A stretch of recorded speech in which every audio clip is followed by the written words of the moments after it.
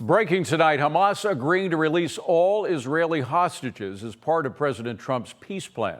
The president responding on Truth Social, quote, based on the statement just issued by Hamas, I believe they are ready for a lasting peace. Israel must immediately stop the bombing of Gaza so that we can get the hostages out safely and quickly. Right now, it's far too dangerous to do that. We are already in discussions on details to be worked out. This is not about Gaza alone.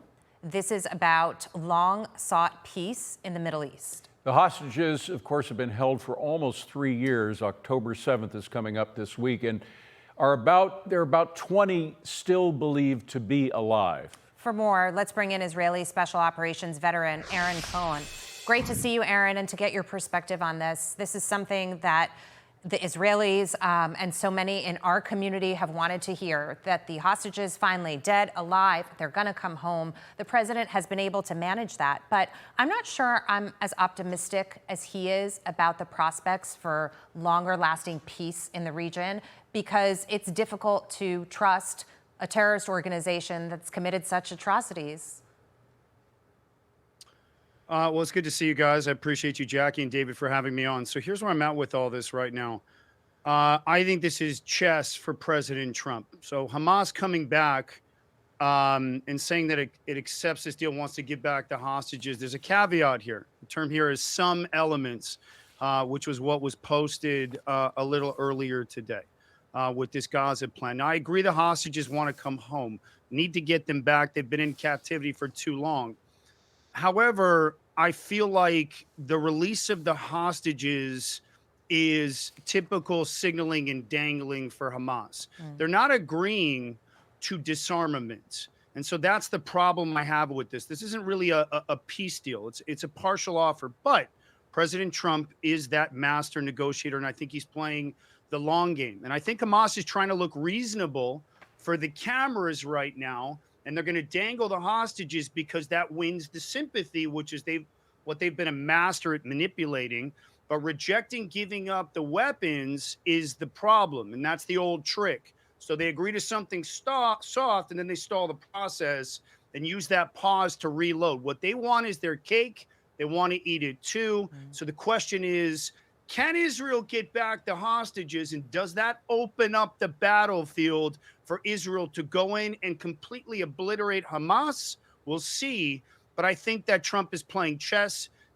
The hostages are the first piece to take off the board, force Hamas to release them. It strips away their leverage, and then it's reset time, and let's have a look at the board again. That's where I'm at with that. Well, and Aaron, there are a couple of things that have happened since Trump became president. The main one being that Iran's nuclear capability was taken off the table, at least for a couple of years, working together. That's a huge relief for Israel. But then there were disagreements on other things, in particular the Israeli strike on Qatar, and there had to be a public apology, et cetera.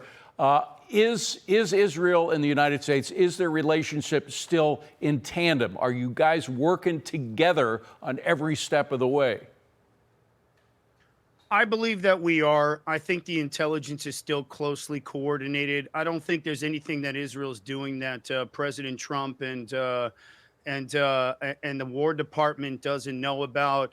Look, Bibi's going to be pushy. He's got a country to protect here. This is total safety. That's the way Israel frames this operation this last two plus years here at war.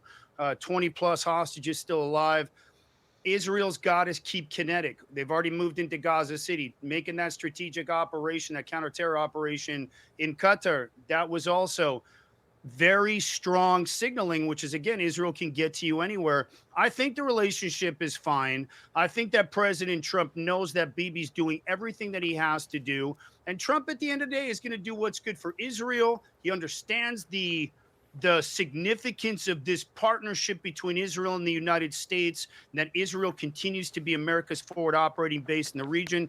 President Trump is not stupid. He knows that Qatar is one of the main financiers of all of that terrorism that the Muslim Brotherhood has been pumping into the education cycle here in the U.S., which is affecting other areas of U.S. national security with this lone wolf terrorism that we're seeing here popping off, guys. So there's a lot of pieces that are connected, and I believe that this move right now is to get those hostages out And then let's reset and have a look at the board. But I know him and Bibi are thick as thieves, and they're going to be working this thing all the way through to the end line. And so let's go piece by piece. Yeah. This Okay. is how you deal with terrorists. Okay, fair enough. Aaron, always great to see you, to get your insight, and we'll have you back soon. Thank you, Aaron. Thank you. Appreciate you guys.